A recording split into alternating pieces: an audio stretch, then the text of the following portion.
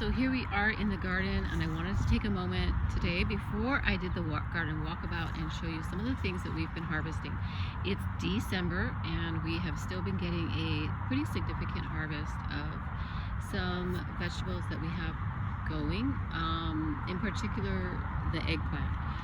We don't have too many. We have 2 tomato plants, but they're young, so they're not producing yet. But these eggplants are just, every week that we come, it's an absolutely incredible harvest. So you're not going to see our entire harvest. Some of them have already been passed out. But this here at the top is Swiss chard. We are still getting a harvest of Swiss chard from plants that were planted in the spring. So that's how long-lived a good, healthy Swiss chard plant can last. This is one variety of the eggplants that we are getting. We have one plant of this. It's an Asian green striped variety. I'm not familiar with the name at the moment, but it has a pretty good flavor. And then this variety, though this variety, I wasn't sure when we first had the plant. They were a little small and they seemed to be struggling a little bit, but so we harvested them kind of young, and then once the plants took off, now we're getting this size. I think it's called an icicle eggplant. The interior is not as spongy as this. This is a Black Beauty. So because it's not as spongy, when you cook it, especially when you fry it, it's not going to absorb as much oil. So it's a little bit creamier inside. It is really nice if you do cut them long strips and you batter and fry them. It has a nice consistency. And then these are the Black Beauties. This is actually fairly small. We are getting a bazillion of these. I think we have 3 plants of this variety, and we just can't keep up with how much we're harvesting. And that one has been a really solid producer. And then we do have a long purple, and so we've got that variety as well. That's a local variety. We have these flat beans that are growing in our dry bed. So I'll show you the plant that they're coming off, but it's pretty exciting that we're getting in our dry zone. We are getting a harvest of a vegetable. Here we have some roselle. The season is almost done, but I keep pruning the plant back when I can, and we're still getting a nice harvest. They were getting a little small last week, so I pruned the shrub back, and now this week back to a nice size. So roselle, some people call it sorrel. It's a hibiscus family. It's edible. And this is our first time growing tomatillos, and I'm very surprised with how they are doing in the garden. They're doing quite well, and you just take the paper off, and then you can eat this. You can eat it straight. It has a nice, crisp, fresh flavor. I'm really enjoying those. And we do have another tomato plant that is just starting to put out these golden cherry tomatoes. So we have that there. We have some regular Italian basil that is doing well. And let's see, I think that's all we have as far as our variety. Oh, and we have okra, which we've harvested here. And then of course the green squash, and then okra. So let's look at the okra here. These plants have been trimmed already. Actually, they've been trimmed twice. So they grow straight up very quickly and have a lot of leaves. And so what we did was, after the plant hit about 5 feet tall, the bottom about 15 inches or so, removed all the leaves.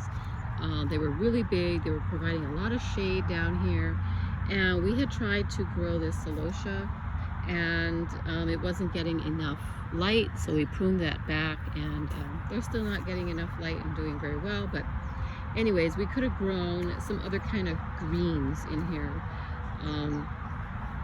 something that needs more shade, but we didn't have any seeds at the time. So we pruned that, and because I pruned this off, you can see, so this has been topped, but I pruned it, and then what happened was you get these branches.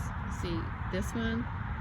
So I got a branch here, a branch here, and a branch here, and then that top branch thing, it eventually just got too tall, so we just cut it off the following week. And then now we have these 3 branches now, putting out more okra. And last week a lot of the leaves were covered with a powdery mildew, so removed those, kept only the leaves that were clean.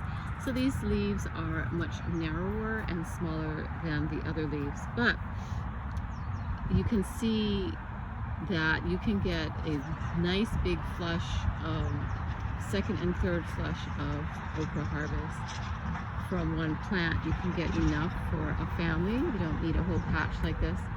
So what's going on? Why do we have all these really big okra? This okra should actually be picked daily, but we're not here. And so what happens is when we come, they are already far beyond edible.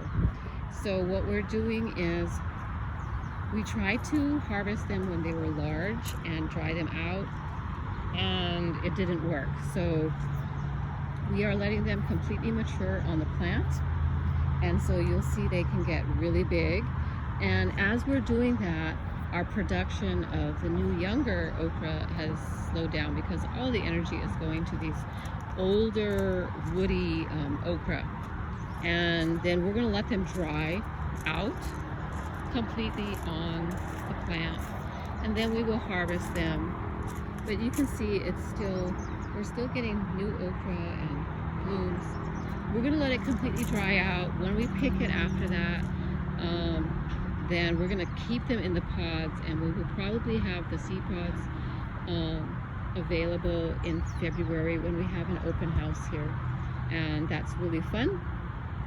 And if we want to, at that point, we could also, you can paint them and do crafts and different things with it. So if we have enough of these, we may make a wreath for that blue house up there. I thought it would be fun. So that is our okra. I don't know the variety. It's an All-America seed selection.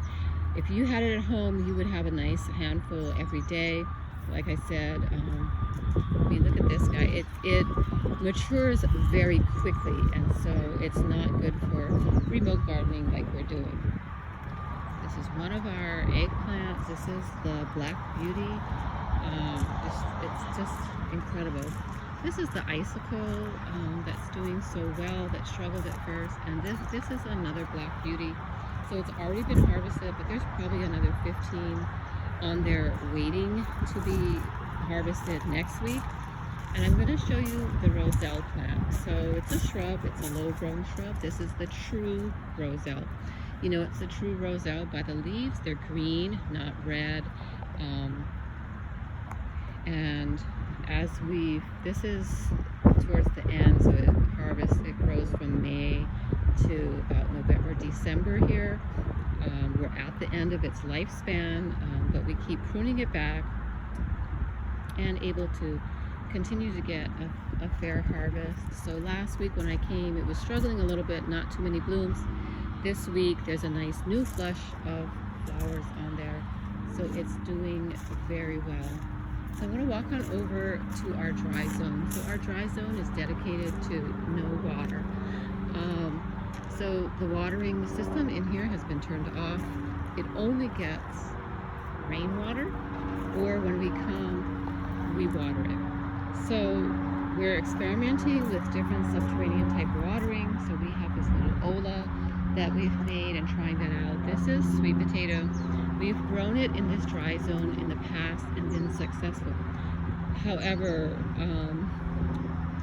beetles and things were coming and nibbling it at the surface because We had planted it a little bit too shallow. We weren't backfilling it. So this time we dug a trench down about 18 inches or so and planted slips. Now we're planting slips, not the potato itself, and covering it, and each week we would backfill until now we're at the top. So it's been in the ground for a bit, but each time we cover it, you know, there's no leaves, so that's why it doesn't seem like it's been here for very long.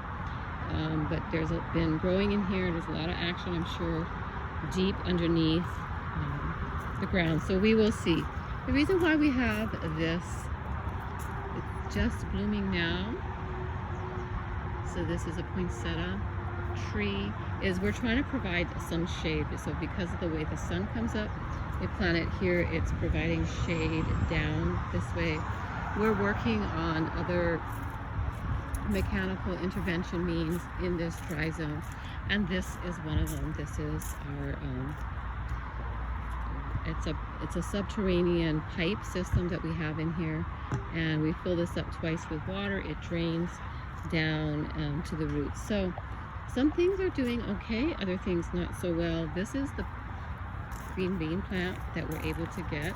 So of course it doesn't look really vigorous.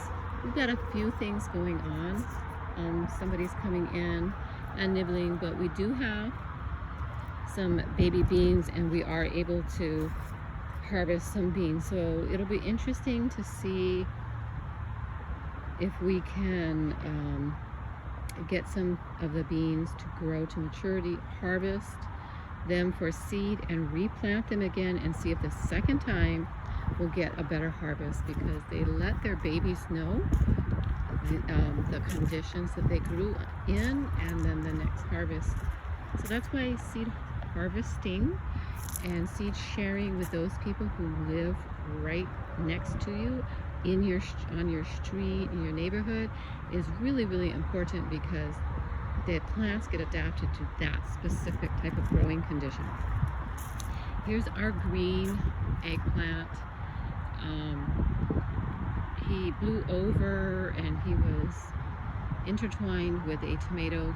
We got rid of the tomato and it's much happier, but we had to prop him up with this because we've had some tremendous winds. We've got some eggplant over here not doing too well, but I want to show you here, we just planted out a bunch of new things. These are little broccolis. These are the skinny, what you might call broccolinis, and we've already had the little cabbage moth come and visit. So they can smell brassicas as soon as you plant them out, but we shall see how these do, and hopefully, because these are the broccolinis and they'll grow faster and get to a harvest stage faster than a full-size head of broccoli, that hopefully we can avoid the pest issues a little bit. We have these interesting beans here. So we had somebody come and visit, and he wanted to share these beans, these Japanese beans. So we don't know the exact name, but we grew out the seeds that he shared with us, and so it's a type of flat bean. So we're excited we were able to get some to germinate, and I'll be updating you on that bean. This plant here in front of me is a celosia. It's done fantastic. We don't do anything to it. It has these long, they look like cattails to me. It's a lot of fun. And then over here we have a type of celery. We have some verbena here that is growing in, it's not the lemon verbena, it's the flowering one. We have some on the other side. We were so excited with what it did that we definitely want to keep it in the garden. We have zinnias growing here, and then we have this sunflower growing. He's really sturdy. It's the only one that survived, and we're going to have a bunch of sunflowers. When we came this morning, it was completely closed up, and now it's opening up already. So sunflowers are flashy flowers. They burst out, and they have their show very quickly. Here's our little tomatillo cage. So we're trying to keep it up off the ground. and they're like little balloons. The fruit is on the inside there. So I was worried about it because it's very susceptible to anything that a pepper is susceptible to, as far as little beetles that come out at night and eat. But fortunately, it hasn't been too bad. You can see how delicate the stems are on this plant, so it's not as thick and vigorous, but it seems to just be rambling around and doing its thing. So I got the never-ending petunia. If you've seen this petunia in other videos, it covered this entire area, all on the, it used to cover all over there, this entire area, one plant, and we cut it back really hard, and it's resting from blooming, but it's coming back. So petunias can keep going for a very long time. And we've got different stages of corn here, experimenting growing them at times when you wouldn't normally grow that. And I just wanted to finish things out. A couple of things. We don't remember the name of this tomato since it's been struggling so long, but how beautiful is that? Look at those tomatoes. They're absolutely beautiful. Beautiful shape with these green stripes on it. It does have late blight, so sometimes we don't get a tomato off of it, but they're really, really beautiful. And then this is the patch of the never dying Swiss chard. It's been here since early spring, and while the harvest is significantly less, they're still very healthy, and it's just incredible. I think there were 3 plants here, and then eventually it does send up little. So if you can see, I cut off that original, and now there's all these babies coming out. So next week I'll come and thin those down to 1 or 2 of the most healthy and let it keep regenerating that way. So pay attention to your plants. You can get them to grow for a really long time. And you see, what's great about the Swiss chard is it doesn't bolt, it doesn't go to seed. It just keeps producing and producing and producing. So if you have very limited space and time, and even money too, having to keep restart and replant, consider a Swiss chard as your green. It can be eaten fresh, it can be eaten cooked.